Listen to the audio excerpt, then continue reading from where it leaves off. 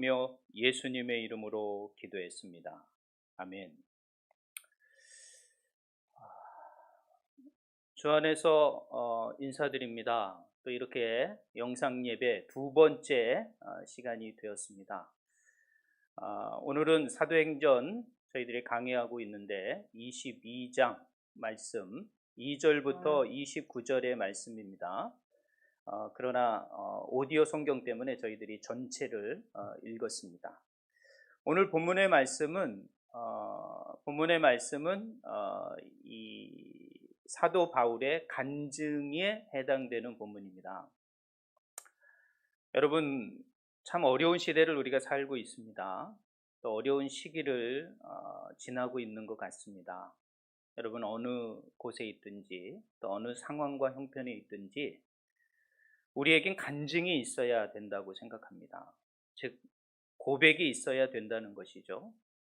간증 있는 삶, 고백 있는 삶이 오늘 이 어려운 때를 우리가 이길 수 있는 힘이 아니겠는가 생각을 해봅니다.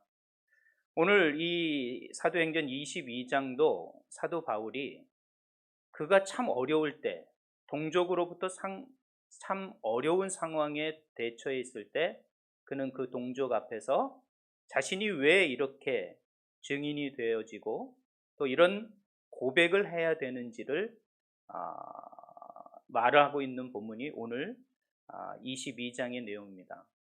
사실 이 22장의 내용을 가지고 그의 깊은 심령 속에 그 내용을 가지고 사실은 사도 바울은 13편의 서신서를 쓰지 않았는가 생각을 해봅니다. 그래서 이 사도행전 22장의 이 본문의 심정, 이 간증의 마음, 이 고백이 사도행전의 사도 바울의 13편의 서신서에 고스란히 이렇게 내려져 있습니다. 표현되어지고 있습니다. 그렇기 때문에 사도 바울이 그런 13편의 편지를 쓸 수 있었던 그 가장 고백적인, 그 간증적인 본문이 바로 오늘 사도행전 22장의 내용이라는 것이죠. 자, 어떤 상황인지, 또 어떤 간증의 내용인지, 또 어떤 고백이 있는지 우리가 다시 한번 오늘 본문을 통하여 생각해 봤으면 좋겠습니다. 오늘 본문을 읽으셨는데 오늘 본문에서 여러분이 생각할 세 단어를 좀 생각했으면 좋겠어요. 첫 번째는 전에는 이라는 말이에요. 간증은 사실 어떻게 보면 과거적인 내용이죠. 그리고 이제는 현재적인 게 있습니다. 그러나 그 간증에는 또한 그 이제부터는, 그 후는 어떻게 할 것이냐라는 과거와 현재와 미래가 다 담긴 그런 흔적을 가진 것이 간증이라고 생각해요. 여러분, 우리가 상처가 나면 흔적이 남지 않습니까? 여러분, 간증이라는 것, 고백이라는 것은 바로 흔적과 같은 것입니다. 그렇기 때문에 여러분 삶 가운데 이런 흔적은 반드시 있습니다. 그런데 그 간증과 고백이 무엇인지를 우리가 드러내지 않고 증거하지 못하는 것뿐이죠. 오늘 사도 바울의 이 구원의 흔적, 이 간증과 고백이 저와 여러분에게 다시 한번 우리의 삶에 주께서 우리를 구원하시고 우리를 인도하시고 또 우리에게 구원을 허락하셨던 그 구원의 흔적, 또 구원의 간증, 그런 고백이 있는 시간이 되었으면 좋겠습니다. 자, 그러면 우리 오늘 본문을 한번 좀 살펴보겠는데요. 먼저 21장 37절부터 40절은 지난주에 저희들이 살피지 못했습니다. 자, 사도 바울이 이 유대인들이 소동을 일으키는 가운데 로마 군인에게 잡혀 안토니아 성체로 붙잡혀 가게 되었습니다. 자, 그런 와중에 얼마나 많이 맞았는지, 얼마나 많이 구타를 당했는지 정말 제대로 걸을 수 없어 로마 군병들이 그를 부축해서 데리고 가게 됐어요. 자, 성체 문으로 들어가는 순간 사도 바울은 이 천부장에게 부탁합니다. 헬라 말로 부탁을 해서 내가 저 사람들에게 한마디 할 수 있겠느냐, 그런 시간과 기회를 줘라 라고 했을 때 이 천부장이 헬라 말로 그렇게 부탁을 하니까 너무 놀라워서 잠깐 그 사람에 대해서, 바울에 대해서 확인한 후에 허락을 해줍니다. 자, 이제 그 소동과 그 구타를 한 자신의 동족들 앞에 이제는 헬라 말이 아니라 히브리 말로 그들에게 간증을 시작하는 본문이 오늘 22장의 내용입니다. 자, 사도 바울을 아는 사람도 있고 사도 바울을 모르는 사람도 있죠. 그래서 그의 과거, 전에 내가 어떤 사람이었는지를 먼저 설명하는 본문이 필요하겠죠. 그게 바로 3절과 4절의 내용입니다. 3절과 4절의 내용은 어떤 것입니까? 여기 보니까 나는 유대인으로 길리기아 다소에서 났고 이 성에서 자랐다라고 했습니다. 다소에서 났지만 자란 곳은 어디였다라고 말합니까? 예루살렘에서 자랐다라고 말하는 거예요. 그러니까 예루살렘에서 산 기간이 더 많다라는 것을 설명하고 있는 거죠. 또 뭐라고 말합니까? 가말리의 문화에서 우리 조상들의 율법을 엄한 교육을 받았다. 그리고 많은 시간 이 가말리아라는 정말 그 당시에 유명한 이 랍비에게 하나님의 말씀인 율법을 철저하게 교육받았던 엘리트 교육의 과정을 밟았던 사람이 이 바울이었다라는 것을 말을 하고 있는 거예요. 그리고 뭐라고 말합니까? 오늘 너희 모든 사람처럼 하나님께 대하여 열심히 있는 자였다. 자, 열심이라는 단어를 쓰고 있습니다. 여러분, 사도 바울은 정말 그 누구보다도 열심 있게 하나님을 쫓았던 사람입니다. 하나님을 찾았고 또 하나님을 위해서 행동했던 사람이에요. 정말 열심이죠. 그런데 그 열심은 어떤 열심이었죠? 자기 자신을 위한 열심이었던 것이에요. 하나님을 위한 열심이 아니었던 것이죠. 우리가 신앙생활을 할 때 이런 분들이 계세요. 우리가 예수를 만나기 전에, 예수를 알기 전에, 예수를 믿기 전에 우리의 삶은 어땠습니까? 우리의 열심으로 살았던 것입니다. 그 열심은요, 돈을 위한 열심이 있을 수 있고, 명예를 위한 열심일 수도 있고, 성공을 위한 열심일 수도 있습니다. 아무튼 그 모든 것들이 뭐 가족을 위하든, 뭐 세상을 위하든, 사회를 위하든 사실은 자신의 열심일 수밖에 없다라는 것이죠. 사도 바울은 이렇게 열심 있는 자였어요.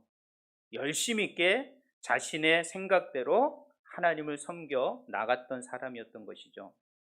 자, 그리고 4절에 뭐랍니까? 내가 이도를 박해하여 사람을 죽이기까지 하고 남녀를 결박하여 옥에 넘겼노니 5절에 보면 이에 대제사장과 모든 장로들이 내 증인이라. 자, 얼마나 열심을 했으면 국내를 넘어 해외까지 가서 예수를 믿는 사람을 어떻게 해요? 감옥으로 데리고 감옥에 갇히게 하는 그런 열심을 품었던 사람이에요.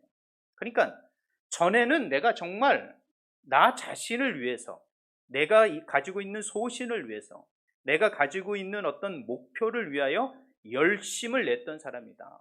그것도 남보다 더 많은 열심을 냈던 사람이었다라고 말을 하는 것이죠. 자, 그런 사람이 어떻게 됩니까? 다메섹을 가게 되는 거예요. 다메섹에 있는 예수 믿는 사람들까지 잡아서 감옥에 갇히려고, 예루살렘에 데리고 오려고 갔던 것이에요. 자, 그런데 가던 중 6절입니다. 가던 중 다메섹에 가까이 갔을 때 오정쯤 되어 호련히 하늘로부터 큰 빛이 나를 둘러 비치매. 자, 가는 도중에 빛을 만나게 되는 거예요. 근데 이 시간대가 어느 시간대냐고 말하면 정오라고 말합니다. 정오면은 이 12시부터 2시 사이예요. 그러니까 가장 햇볕이 강하게 비추는 시간이죠. 그런데 그 태양빛보다 더 강한 빛. 그러니까 이거는 이 세상의 빛이 아닌 것이죠. 그건 초자연적인 빛이고 그 태양빛보다 더 강한 빛을 가진 자. 그래서 예수님을 빛이라고 말하죠.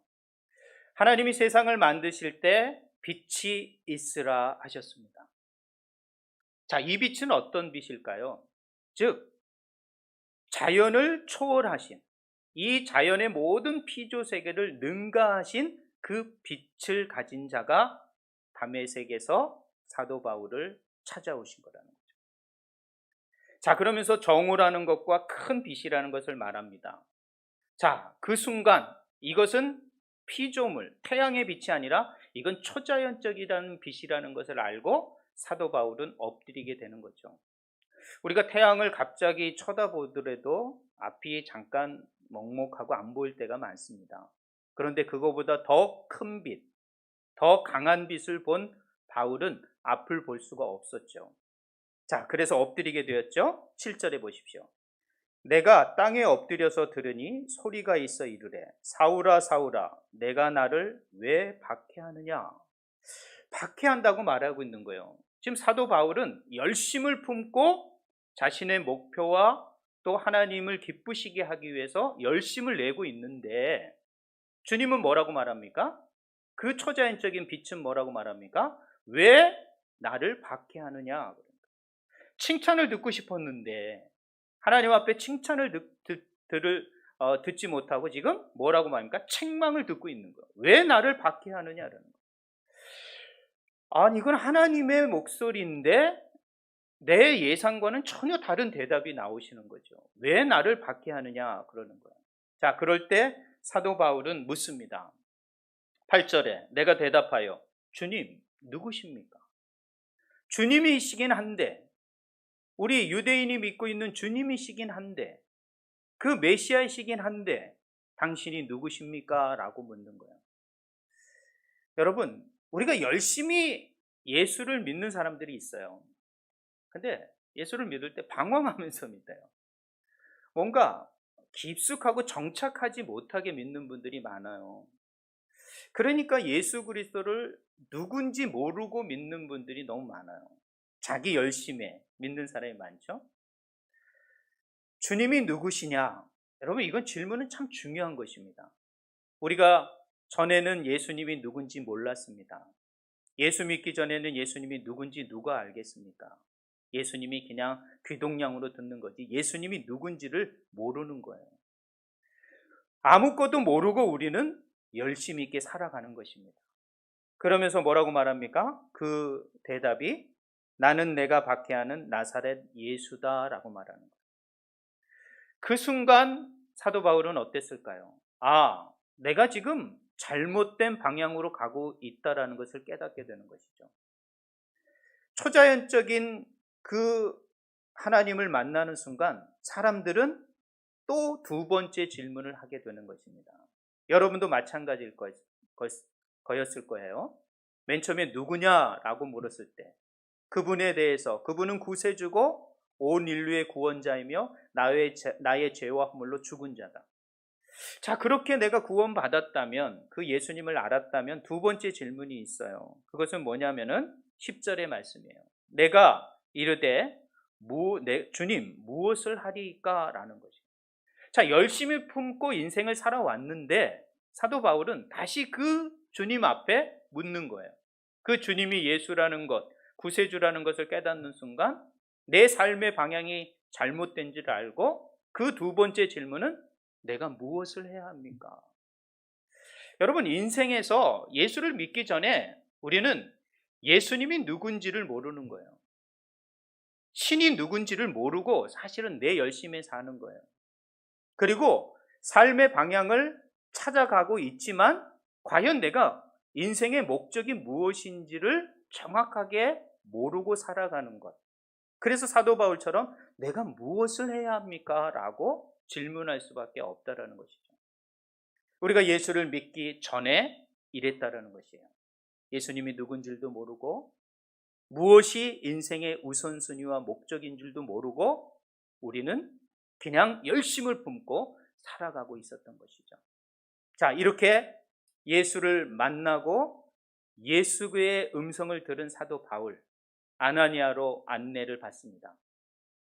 아나니아가 그에게 와서 말하는 본문이 있습니다. 그게 13절인데요. 13절을 한번 보시겠습니다.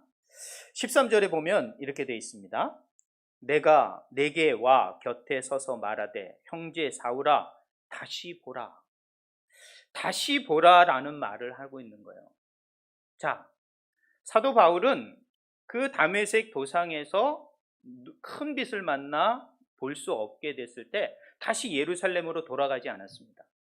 가던 길을 계속 가 다메섹에 도달하게 된 것이죠. 우리가 예수를 만나면 모든 인생을 다 포기하고 되돌아가느냐, 왔던 길로 다시 되돌아가느냐, 그게 아니라는 거예요. 여러분, 우리가 예수를 만난 다음에는요, 가던 길을 계속 가는 거예요. 그리고 하나님께서 말씀하신 그 장소로 가야 되는 거예요. 가다 보면 거기서 아나니아를 만나게 되는 거예요. 누군가를 만나게 되고 거기서 주님께서는 말씀하시는 거예요.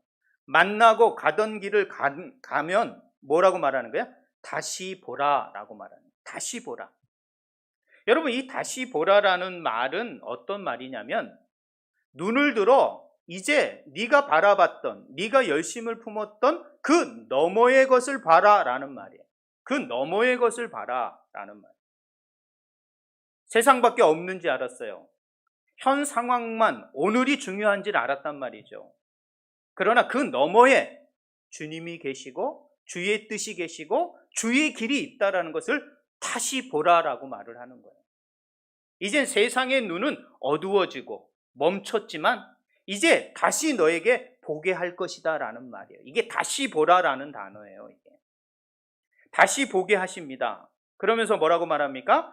즉시 그를 쳐다보았느니라. 즉 눈이 띄어지게 되는 것이죠. 자, 이제는이 됩니다. 이제는 되는 거예요. 전에는 우리가 세상의 열심을 품고 현 상황만 보고 현실만 보고 어려움만 보고 후회하고 원망하고 좌절했지만 이제 눈을 다시 보게 하는 거예요. 하나님이 다시 보지 못한 것을 보게 하는 것이죠. 그런 변화가 일어납니다. 그런 변화가 어디냐면은 14절, 15절이에요. 어떤 변화가 일어났느냐? 이거 바울의 간증이에요. 간증을 제가 지금 전과 이제와 후를 설명해서 지금 하고 있는 거예요. 이제 현재를 말하는 거예요. 이제 예수를 이제 믿게 된 우리는 어떻게 되냐는 거예요. 14절. 그가 또 이르되 우리 조상들의 하나님이 너를 택했다라는 거죠. 우리가 하나님을 택한 것이 아닙니다. 하나님이 우리를 택하신 줄 믿으시길 바랍니다. 우리가 하나님을 믿는 게 아니에요. 하나님께서 우리에게 믿음을 선물로 주셨음을 믿으시길 바랍니다.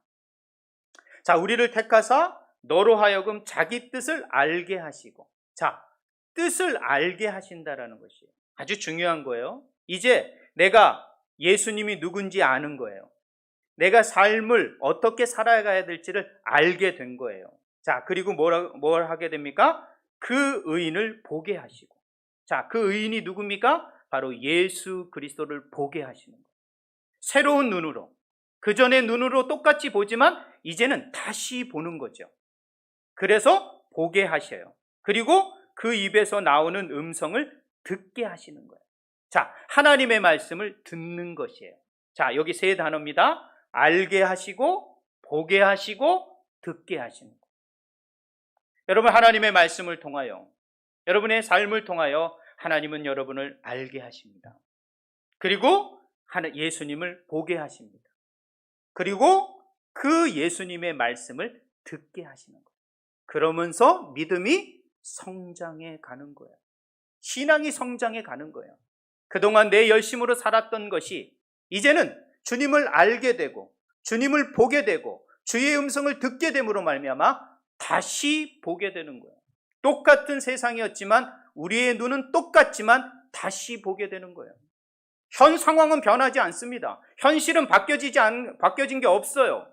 그럼에도 불구하고 다시 보게 되는 눈을 갖게 되는 것이죠. 자, 그러면서 15절 뭐라고 말합니까? 내가 그를 위하여 모든 사람 앞에 내게 보고 들은 것을, 내가 보고 들은 것을, 예수 그리스도를 보고 그의 말씀과 그의 뜻을 들은 대로 뭐하게 하신다? 증인되리라. 우리를 부르시고 우리를 알게 하시고 보게 하시고 듣게 하신 목적이 뭐죠? 바로 증인되게 하신다. 증인은요, 보고 들은 것을 말하는 자입니다. 그래서 여러분은 반드시 예수님의 음성을 들으셔야 돼요. 하나님의 말씀을 들으셔야 돼요. 그리고 그 하나님의 역사를 보셔야 돼요. 그 놀라운 역사가 우리의 삶의 현장 속에서, 여러분의 삶의 흔적 속에서 간증으로 보여져야 돼요. 그것을 말하는 것입니다. 보지도 않고 듣지도 않은 것을 말하는 것은 거짓말입니다. 거기엔 능력이 있을 수 없어요. 그것은 사기치는 거예요. 그래서 사람들에게 보지도 않고 듣지도 못한 것을 전하면 그 사람이 그것을 믿지 않는 거예요. 거기엔 능력이 나타날 수 없는 것입니다. 그렇기 때문에 예수 그리스도를 보고 예수 그리스도를 말씀을 듣고 그것을 경험한 자, 그 사람만이 증인이 될 수 있다는 것이죠. 우리를 택하신 목적이 뭡니까? 우리에게 찾아오신 목적이 무엇입니까? 우리를 구원하신 목적이 뭡니까? 증인되게 하신다는 거예요. 이것이 하나님의 뜻이었다는 거예요. 그래서 사도 바울은 이 몰매를 맞고 온전히 설 수 없는 그 상황 속에서도 때를 얻든지 못 얻든지 그 동족에게 예수 그리스도를 증거하고 있다는 거예요. 많은 사람들은 코로나의 상황을 어렵다고 말합니다. 코로나는 우리의 육신을 병들게 하고 전염되게 하는 것뿐만 아니라 우리의 생각과 우리의 신앙과 우리의 영혼까지도 병들게 하고 감염시키는 것 같습니다. 그래서 우리는 현실에 안주하고 이 상황 속에 매몰되고 어렵다는 말로 우리의 모든 걸 다 포기해버리는 거예요. 예배, 기도, 신앙, 믿음, 그게 뭐가 중요하냐는 거예요. 지금 현실이 더 중요하지 않느냐? 지금 상황이 더 어렵지 않느냐? 우리는 여전히 우리의 열심으로 그것을 해결하려고 합니다. 그러나 주님 말씀하십니다. 다시 보라. 다시 보라. 사도 바울의 현 상황은 빨리 들어가서 치료하고 병을 도망가는 거였어요. 그러나 그는 그 상황을 도망가지 않았어요. 그 상황을 통하여 오히려 하나님의 증인, 하나님의 뜻을 이루는데 자신을 헌신하고 있다는 거예요. 사도 바울의 고백인 거죠. 사도 바울의 간증이었던 것이에요. 그래서 사도 바울이 어떻게 말할까? 16절. 이제는, 여기서 이제는 단어가 나오는 거예요. 자, 그렇게 나를 구원하시고 증인되게 부르신 그 주님 앞에 이제는 왜 주저하느냐? 이게 중요한 단어예요, 저는. 왜 주저하십니까? 왜 현실에 매몰되고 상황에 매몰되어 가지고 왜 신앙으로 나가고 주님 앞에 나가고 주님의 증인되는 삶을 주저하시냐는 말이에요. 우리는 다 지금 주저하고 있는 겁니다. 머뭇거리고 있는 거예요. 주님은 말씀하십니다. 왜 주저하느냐? 뭐라고 말합니까? 일어나 주의 이름을 불러 세례를 받고 너의 죄를 씻으라 하더라. 주의 이름을 불러 일어나라. 일어나 세례를 받고 너의 죄를 씻으라. 이것이 바로 예수가 누군지 알고 예수의 부르심에 응답한 사람들의 구원의 흔적인 거죠. 자, 죄 씻음을 받고 성령의 세례와 물 세례를 받은 사도 바울, 이제는 어떻게 했을까요? 바로 17절 후에, 이제 그 후로부터는 전에 내가 나의 열심으로 살았지만 이제는 예수 그리스도의 죄 씻음과 성령의 세례를 받아 주님의 일을 감당하고, 후에는 내가 어떤 일이 있었느냐? 17절에 다메섹에서 그런 거듭남을 경험하고 사도 바울은 내가 예루살렘으로 돌아와서 성전에서 기도할 때 황홀한 중에, 자, 예루살렘으로 돌아왔어요. 왜 돌아왔을까요? 사도 바울이 자랐던 곳이기 때문에, 사도 바울이 거기에 어떤 사람들이 있고 나와 같이 자신의 열심으로만 살아가는 수많은 유대인들이 있다는 걸 알고 그들에게 증인이 되고 그들을 변화시키기 위하여 사실은 예루살렘으로 돌아왔던 것이죠. 저는 그렇게 해석하고 있어요. 자, 돌아왔습니다. 그랬더니 주님께서 뭐라고 말합니까? 18절 봄에 그 황홀한 중에 말씀하시는 거죠. 내게 말씀하시되 속히 예루살렘에서 나가라. 그들은 내가 내게 대하여 증언하는 말을 듣지 아니하리라 하시거늘. 예루살렘에 왔어요. 자기가 익숙하고 자기가 잘 알고 자기가 할 수 있는 상황에서 복음을 전하려고, 증인이 되려고 사도 바울은 예루살렘에 왔어요. 근데 주님은 뭐라고 말합니까? 떠나가라. 거기 있지 말고 떠나가라. 우리는 사실 어떤 상황과 어떤 예수를 믿고 새롭게 거듭나도 우리는 기존의 방법대로 무언가를 하려고 해요. 왜? 나에게 조금이라도 힘이 있고 나에게 조금 능력이 남았으면 그걸 하려고 그래요. 사도 바울도 그랬다라는 거예요. 자신이 비빌 언덕이 여기니까 여기에서 뭔가 자신의 열심을 조금 가지고 해보자라고 말을 했죠. 사도 바울이 변명합니다. 자기 말로 답변을 하는 거죠. 떠나가지 못하겠다라는 말이죠. 내가 왜 예루살렘에 왔는지를 설명하는 본문이 19절 20절이에요. 뭐라고 말합니까? 그 주님의 배? 19절. 내가 말하기를 주님, 내가 주를 믿는 사람들을 가두고 또 각 회당에서 때리고 또 주의 증인 스데반이 피를 흘릴 때 내가 곁에 서서 찬성하고 그 죽이는 사람들의 옷을 지킨 줄 그들도 아나이다. 이 말은 뭐예요? 내가 이 사람을 잘 알고 있습니다. 이 사람들도 내가 어떻게 사는지 아주 잘 압니다. 내가 누군지 너무도 잘 아는 것입니다. 그러니까 내가 이곳에서 증인이 되고 내가 경험하고 이 변화된 거를 내가 전하는 그런 사람이 되겠습니다. 또 말씀하십니다. 주님이 21절 뭐라고 말합니까?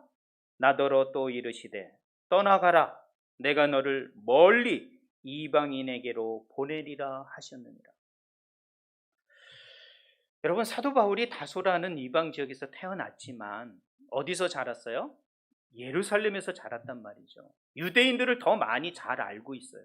가말리아 소아생이었기 때문에 율법에 대해서는 그 누구보다 잘 알고 또 자기 열심으로 그 유대인들의 모든 상황을 너무도 잘 아는 곳이 이 예루살렘인데 주님은 어디로 가라는 거예요? 떠나가라는 거예요. 어디로? 이방인이에요. 이방인은 어떤 땅입니까? 유대인이 반대하는 땅, 하나님을 모르는 땅, 하나님이 역사하지 않는 것 같은 땅. 여러분, 왜 떠나가라 그랬을까요? 이것이 바로 오늘 간증의 요점입니다. 나를 의지해라. 너의 열심과 너의 능력으로 이 현 상황을, 이 어려운 상황을, 앞으로의 믿음과 신앙생활을 가지고 이겨가는 것이 아니라 나의 능력으로, 나를 의지하는 믿음으로, 나를 예배하는 신앙으로, 나에게 간구하는 기도로 너가 이겨 증인이 돼야 한다 라고 말하는 거예요. 그래서 자기의 익숙한 것, 자기가 할 수 있는 방법이 있는 것, 자기가 뭔가 찾을 수 있는 것을 떠나가라 라고 말하는 거예요. 여러분, 우리의 상황이 어렵습니까? 우리의 상황이 참 어떻게 해야 될 줄 모르고 그나마 거기서 내 방법대로 뭔가를 찾아보려고 하고 있습니까? 주님은 말씀하십니다. 다시 죄 씻음을 받고 하나님의 자녀가 된 우리에게 말합니다. 떠나가라. 너의 그 익숙한 상황, 너의 그 열심으로 뭔가를 해결하려는 그곳에서 떠나가라. 우리는 사실 이 상황을 벗어나기가 쉽지 않습니다. 어떤 사람은 하물며 믿음이 복음이 밥 먹여주냐라는 말로도 요즘 하는 사람들도 있는 것 같습니다. 그렇죠. 밥은 안 됩니다. 그러나 이 현 상황을 이길 수 있는, 정말 하나님의 뜻이 무엇인지를 우리에게 깨닫게 해주시는 이런 현 상황에서 우리가 진정 하나님의 뜻을 위해서 사는가 안 사는가를 다시 한번 우리는 결단하고 고백하고 간증할 수 있는 시간이 바로 이 코로나의 시간이라고 저는 생각합니다. 사도 바울은 하나님을 찬양하고 예배할 수 없는 상황이었습니다. 하나님을 증거할 수도 없는 상황일 줄 모릅니다. 앞에서는 소동하는 무리가 있고 뒤에서는 그들에게 착고를 하고 감옥에 갇히려는 로마 군인이 있는 상황 속에서 앞과 뒤가 좌우가 꽉 막힌 그 상황 속에서도 그는 하나님의 뜻을 붙들고 하나님의 능력을 붙들고 하나님의 그 택하심의 목적을 붙들고 증거하고 고백하고 있다는 것이에요. 사랑하는 주 안의 성도 여러분, 우리는 이 코로나를 넘어 우리가 지금 눈으로 보고 있는 이 코로나의 현상을 뛰어넘어 우리는 다시 봐야 됩니다. 그리고 그 너머에 있는 하나님의 뜻, 어디에 있든지 예배하는 자, 어디에 있든지 기도하는 자, 어디에 있든지 신앙과 증인의 삶을 살고자 하는 그런 하나님의 뜻에 순종하는, 그의 능력을 의지하는 자를 오늘도 주님께서는 찾고 계시다라는 거죠. 그런 열심이 우리 가운데 지금 있어야 할 것입니다. 그때 우리는 코로나를 뛰어넘을 수도 있고, 코로나 이후에도 우리의 예배는, 우리의 신앙은, 우리의 믿음은 결코 감염되지 않고 주저앉아 있지 않고 더 하나님을 기쁘시게, 더 하나님을 영화롭게 해드릴 수 있는 우리 삶이 될 것입니다. 말씀을 마무리합니다. 전에는 우리 주님이 누군지도 모르고 우리의 삶의 목적이 또 무엇을 해야 할지도 모르는 삶을 살았습니다. 그러나 이제는 주님께서 우리를 구원해 주시고 우리의 죄를 용서해 주시고 우리가 우리 안에 성령으로 충만케 해 주셔서 우리를 증인되게 해 주셨습니다. 우리를 알게 하시고 그를 보게 하시고 그의 말씀을 듣게 하셨습니다. 이제부터는 우리는 주님의 뜻, 주님의 능력, 주님만이 역사하시는 그 하나님의 뜻을 위하여 우리의 삶을 헌신해 가야 하는 것입니다. 여러분이 혹시 예배를 잠시 멈추고 우리가 신앙생활을 잠시 멈춰 있고 이 코로나로 모든 상황이 잠시 중단되어 있다고 할지라도 우리는 어디에 있든지 무엇을 하든지 어떤 상황일지라도 우리는 예배하는 자가 되어야 하며 기도하는 자가 되어야 하며 우리의 신앙을 멈추지 않는, 정말 하나님의 뜻을 어디에 있든지 증거하는 그런 증인의 삶을 살아가야 할 것입니다. 주 안의 성도 여러분, 어디에 있든지 한 주간 주님의 뜻을, 하나님의 뜻을 증거하고 나타내고 그것을 행동으로 증명해내는 우리 모든 주 안의 성도들이 되시길 주님